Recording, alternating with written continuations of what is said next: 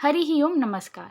प्रिय दर्शकों, आज हम जानेंगे कि कुंडली के तीसरे भाव में यदि सूर्य हो तो उसका क्या फल होता है, क्या प्रभाव होता है एक जातक की जिंदगी पर। सूर्य की जो श्रृंखला हमने शुरू की है उसकी ये तीसरी वीडियो है। मैं आपको धीरे धीरे करके सूर्य के सभी 12 भावों में होने का क्या फल होता है बताऊंगी। अगर आपने पहली वीडियोस नहीं देखी हैं जिसमें मैंने पहले भाव में और दूसरे भाव में सूर्य के होने का फल बताया है, तो आप मेरे YouTube चैनल पर जाकर देख सकते हैं या फिर डिस्क्रिप्शन में भी मैं उसका लिंक दे दूंगी। प्रिय दर्शकों, आज की ये वीडियो ज्ञानवर्धक रहेगी और बेहद रोचक तथ्यों पर मैं आज बात करूंगी, इसलिए वीडियो में अंत तक ज़रूर बने रहिएगा। चलिए बिना किसी देरी के स्टार्ट करते हैं आज की वीडियो। आइए सबसे पहले मैं आपको बता दूं कि कुंडली का तीसरा भाव इसे कहते हैं। अगर आपकी लग्न कुंडली में सूर्य तीसरे भाव में स्थित है, यानी कि इस भाव में अगर आपको दिखाई दे रहे हैं सूर्य आपकी कुंडली में, तो ऐसे में इसका क्या फल होता है आइए जानते हैं। प्रिय दर्शकों, जब सूर्य तीसरे भाव में होते हैं तो ज्योतिष शास्त्र के अनुसार ऐसा जातक विद्वान होता है, बुद्धिमान होता है। जिन जातकों के सूर्य तीसरे भाव में होते हैं ऐसे जातकों को ज्योतिष शास्त्र में पराक्रमी कहा गया है। ऐसे जातकों के अंदर बेहद पराक्रम होता है।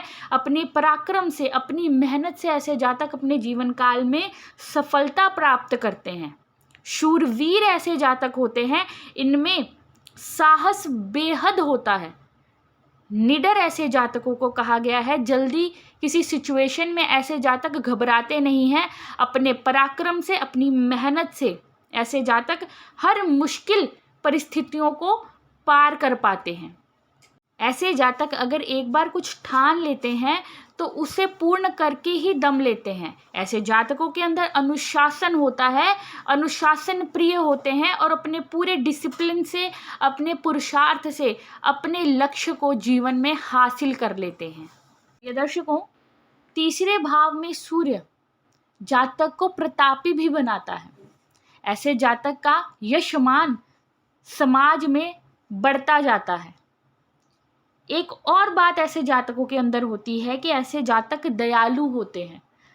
ऐसे जातकों के अंदर परोपकार करने की भावना भी देखी जाती है। जो लोग इनके प्रिय होते हैं उनकी मदद के लिए ऐसे जातक हमेशा तत्पर रहते हैं। चाहे इनके करीबी लोग या इनके प्रियजन परिवार में हो या फिर परिवार से बाहर के ही क्यों ना हो, अगर उनको कोई मुसीबत है, उनके कोई परेशानी है, तो ऐसे जातक हमेशा उनकी मदद करने के लिए आगे आते हैं और अपना पूरा प्रयास करते हैं कि कैसे मैं दूसरे इंसान की मदद कर सकूं। तो दयालुता और परोपकार की भावना इनके अंदर होती ही है। सूर्य तीसरे भाव में होने पर देखा जाता है कि ऐसे जातकों को कई बार अपने जीवन में उतना सपोर्ट दूसरे लोगों से प्राप्त नहीं होता है। अगर वो किसी से उम्मीद रखते हैं तो कई बार उनकी उम्मीदों पर दूसरे खरे नहीं उतरते हैं, दूसरों का इतना सहयोग उनको प्राप्त नहीं होता है। परंतु वो खुद के बल पर, खुद के दम पर, खुद के पराक्रम से और खुद के अनुभव से, अपने एक्सपीरियंस से ऐसे जातक अपने जीवन काल में सफलता प्राप्त करते हैं, अपने जीवन काल में ग्रोथ करते हैं, अपने जीवन काल में आगे बढ़ते हैं। प्रिय दर्शकों, क्योंकि ऐसे जातक बुद्धिमान होते हैं और पराक्रमी भी होते हैं, तो ऐसे जातक अपनी बुद्धिमता से और अपने पराक्रम से, इन दोनों के मेल से अपने जीवन काल में आगे बढ़ते जाते हैं और भाग्य का साथ प्राप्त कर लेते हैं। ऐसा जातक अपनी मेहनत से, अपने पुरुषार्थ से धन अर्जित करता है और धन युक्त होता है, धन वैभव संपन्न ऐसा जातक होता है। ऐसे जातक अपने जीवन काल में अच्छी मात्रा में धन अर्जित कर लेते हैं। सूर्य की अगर स्थिति अच्छी हो तीसरे भाव में तो देखा जाता है कि ऐसे जातकों को सरकारी क्षेत्रों से भी धन लाभ होता है। सरकारी क्षेत्रों से विशेष लाभ अपने जीवन काल में ऐसे जातक प्राप्त करते हैं।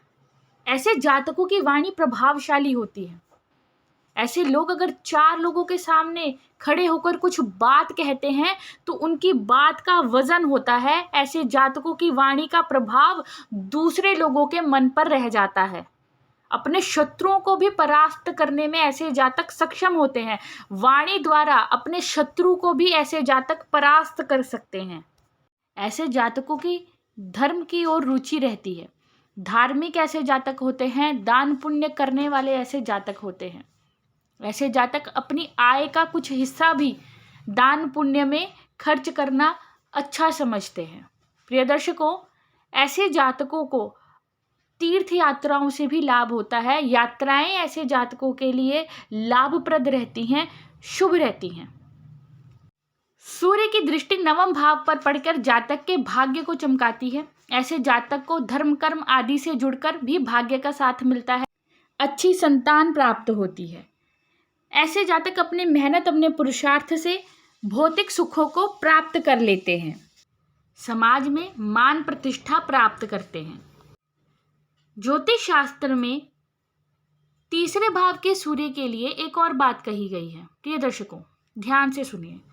जब सूर्य तीसरे भाव में होता है तो कई बार ऐसा देखा जाता है कि जातक को अपने छोटे भाई बहनों का साथ, सपोर्ट कम प्राप्त होता है। ऐसे जातक अगर अपने परिवार में बड़े होते हैं तो कई बार देखा जाता है कि ऐसे जातक के छोटे भाई ना हो, और अगर हो भी तो ऐसे जातक के छोटे भाई के साथ उनकी बनती ना हो, उनके साथ कोई ना कोई वाद विवाद चल रहा हो।